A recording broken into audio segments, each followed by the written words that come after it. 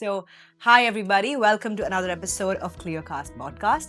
Today we have with us Chris Erthel. How are you today? Very good, very good. I'm very happy to record such a beautiful view here. Lovely. So, can you give everybody a short introduction of yourself, what you do? Yes, since 11 years, I'm a full-on nerd for Meta ads, e-com ads Right. on Meta, Mhm.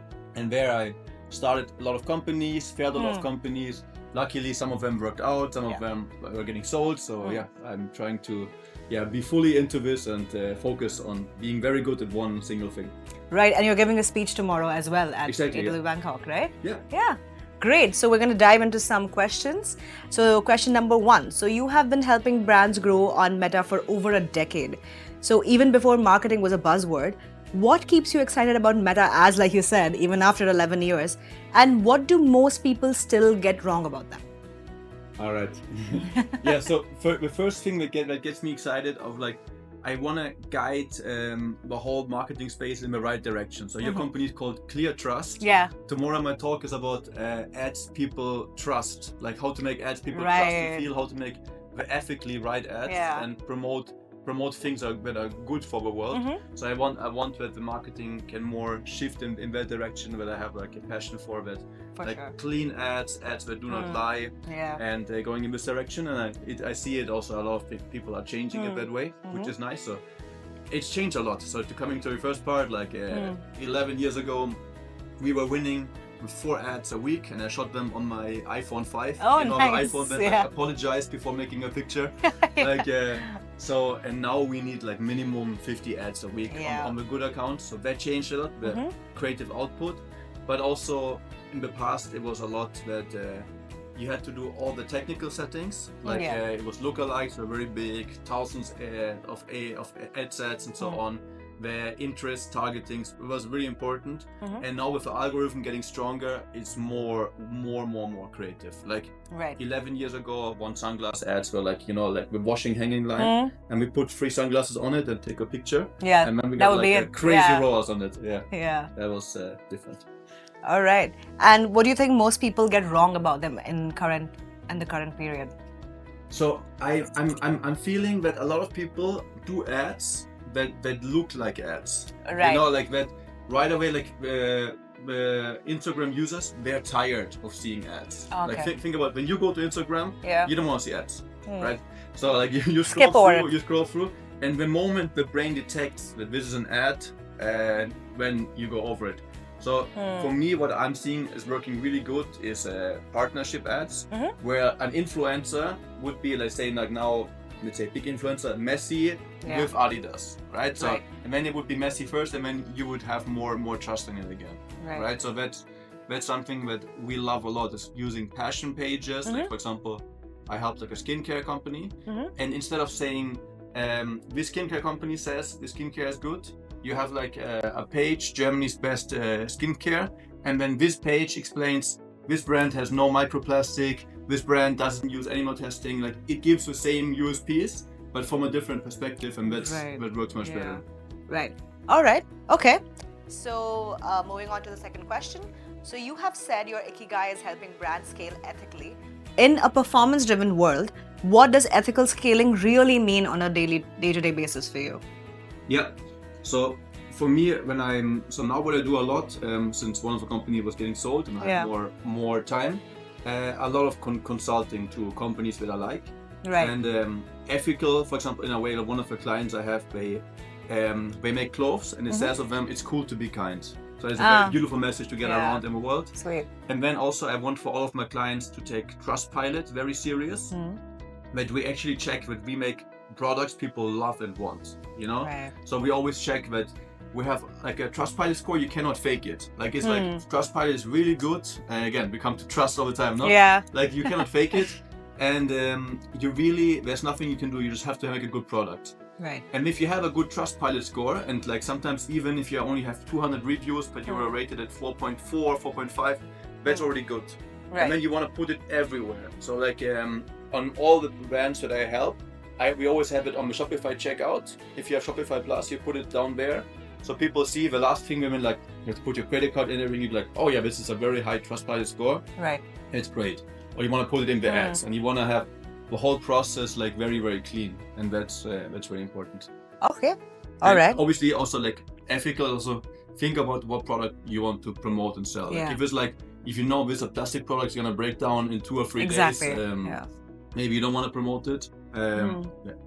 Yeah, ethics taps into sustainability and everything else. So it's about being conscious about not just the environment, but the people who are receiving the product, what it's doing to other people. So yeah, that's definitely true. All right. So what tools can you recommend to have winning ads for the next 5 to 10 years, for example? Yeah, that's a good. For me, there's one tool that I wish people had told me earlier about. Is Vvie. Have you heard about it? Vvie?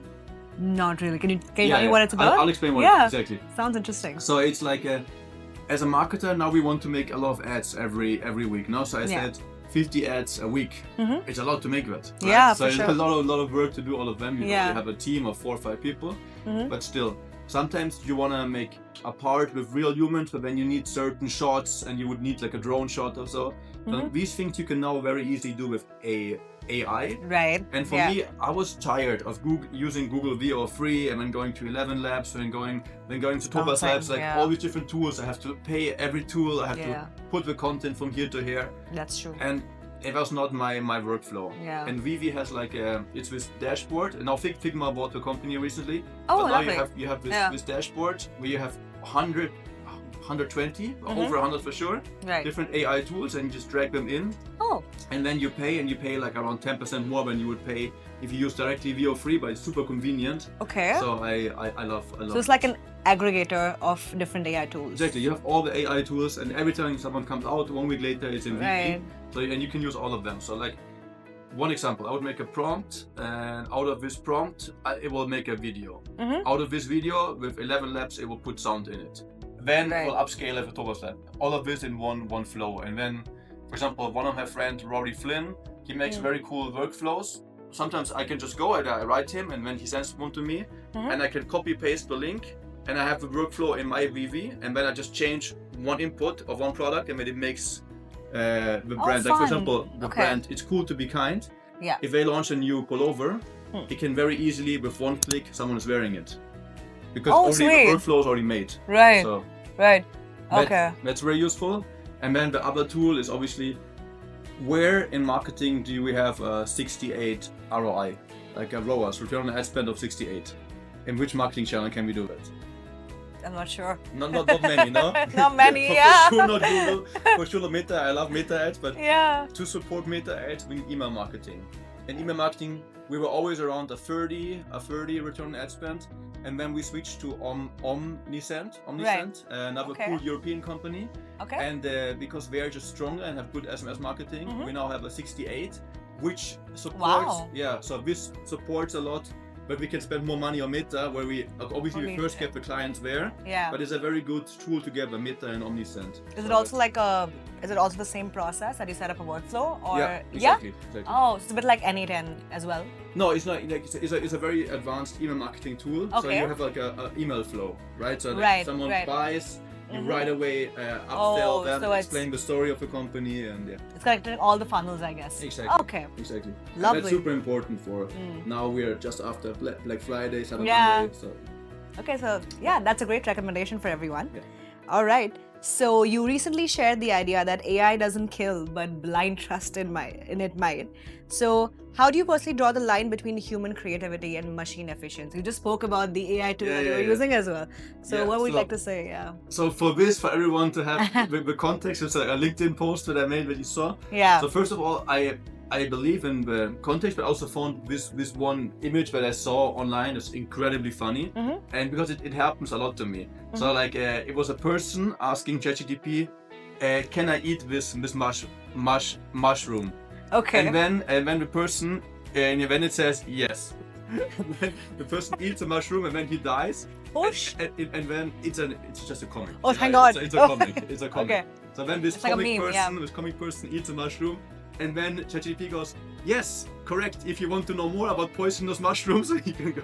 You can send me a message. And I don't know about you all, but this happened to me a lot. like after I correct ChatGPT and be like, yeah, but this is wrong. Yeah. And it tells me, yes, exactly, and then it gives you reason. It does do that a lot, yeah. So for this, if you're good in a field, like in my case, Facebook ads or someone, you get a lot of times annoyed with like how it actually gives first with full conviction. Yeah. It's very convincing, gives you the wrong answer, right? Yeah. So you have to be very, very careful. So like I'd like to have like way more checks before you actually. Of course, yeah. A lot of people there was a study that humans are thinking less since AI is out. That's true, actually. Because you take a lot of decisions out.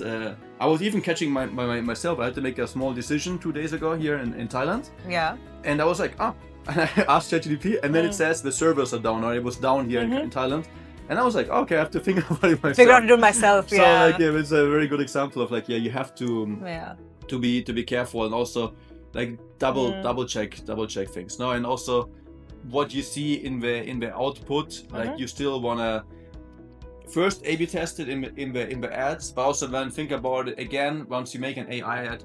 Is this all ethically? Is this all okay? Like always having the scan of like, yes, how is the rollout, but also is it ethical? And if you constantly as a company have this factor of like people trust you, you'll never lie to them, then you're growing much more as a company.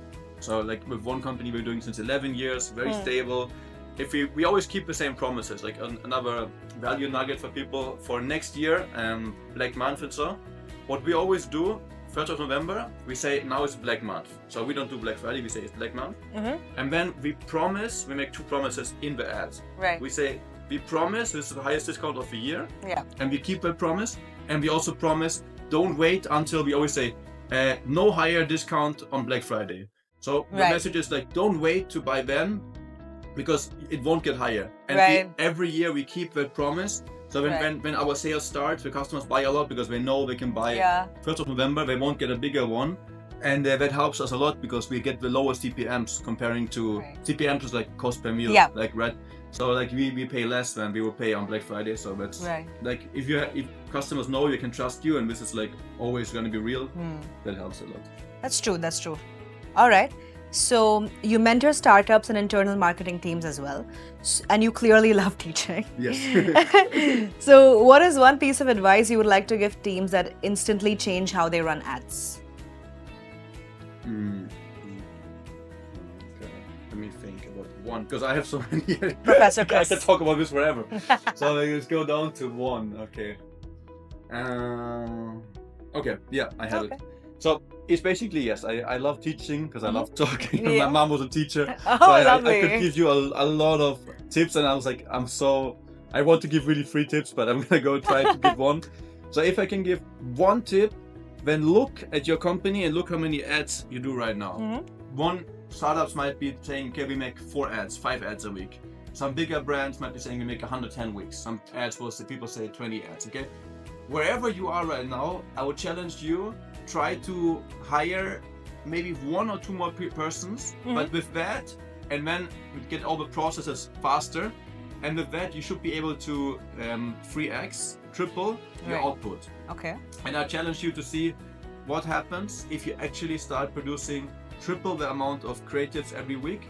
And this is important because a lot of teams, and I've been helping a lot of companies, like 144, so I've seen some things. And a lot of teams are doing a lot of ads if it's not going well. Like if it's actually medium, people do the most ads when it's like medium, but if it's going very bad, they get really demotivated and panic starts happening and they don't do a lot of ads. Or if it's going very good, they also like, oh, we have winning ads, and they get lazy. Right. But if you actually keep the output always high on this, you're gonna get crazy growth for your company. So that's the companies that I've seen that grew over 100 million, they always had this. They had like this thing of like, okay, how can we make it's in the end the only thing you can control nowadays, the content output that you have. Right, so consistency is key, you're saying? Fully key. Yeah. Definitely. All right. Okay, so moving on to the last question. Yeah. So looking ahead 5 years from now, how do you hope AI and marketing will have evolved? And what kind of industry do you want to be a part of while building this? So I fully believe that there's going to be a world where AI will understand the easy processes very well. Right. Like, let's see if it's in 5 years, if it's in 7 years. but will be a way of like most marketing processes. Marketing is not rocket science, and most processes are pretty simple. And can be learned. If I can teach it to a company in 1 or 2 months, AI can teach it too. Yeah, you will see. So I believe it's going to be a world where AI will understand a lot, make a lot of ads and upload them, understand how it goes, and then it make iterations like everything we're doing now. We'll do a lot of that, and I think there'll still be a lot of humans to give the last human touch, like highly creative things that AI wouldn't come up. And also looking about it, and I really hope, but I really believe also, people will look, okay, is this ethically okay? Like, are we making people more sad? Is this like a net negative for the world? Putting this ad out like this, or is like a good thing? You know, like a funny ad promoting a good product, perfect. You know, like, that's great. But like a very depressing ad of getting you have this problem, you need this, and promoting a product that anyway wouldn't solve the problem, just promises it.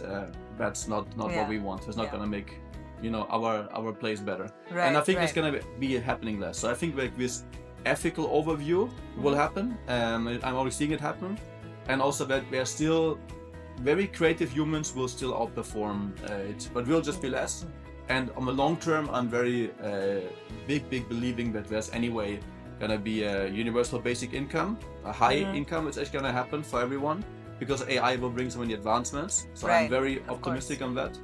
And the other thing also, obviously, it will be in the future will be AI doing the shopping, right? It's not gonna be like now. Let's say me and my future wife, we decide, okay, we want to play tennis with the kids in the future, right?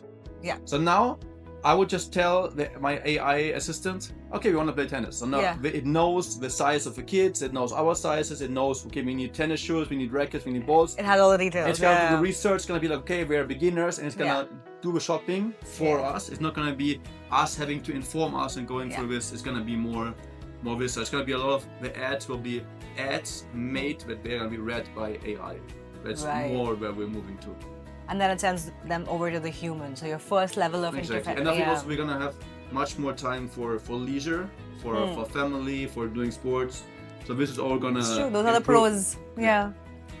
So I'm very optimistic for a good future. That's great. Yeah. All right. So I think the conversation was building around connection, trust, consistency, and a lot of good tips for everybody out there who are delving in meta ads and marketing as a whole. So any last closing statements, one last piece of advice you would like to give before we wrap up? Yes, I will. Yeah, for sure. So also try to make ads that people can feel. So we have five senses, right? And in the ads, people can hear and see you, but they cannot taste or smell or touch, right? So you really want to convince, like a lot of my winning ads, as like one company from Cologne, it's very, very fluffy, very comfortable cardigan. So they always go like, oh, it's so good to feel it. But you have to transmit it a little bit. Or one ad that I'm going to show tomorrow in this speech also is like a woman eating a lobster sandwich. Right. Which is why I shout out Andaman Island, best lobsters in my life ever. If you ever go to India and go, so you can check out Andaman Islands, it's amazing. I'm the happiest 2 weeks in my life, maybe. But here in this ad, right, we go and we like, she has to transmit how it smells and tastes, right? And she did a great job doing that. Right. Like you have to really activate all the senses in the ads, like have ads people feel and trust. That's really important. So creativity is also key. Yes, exactly. It's an amalgamation of everything, right? Exactly. Yeah. Lovely. So thank you so much for joining us today, Chris. It was a lovely session, and thank you guys for watching. Look out for our Substack and follow Chris on his ID in the link below. Thank you.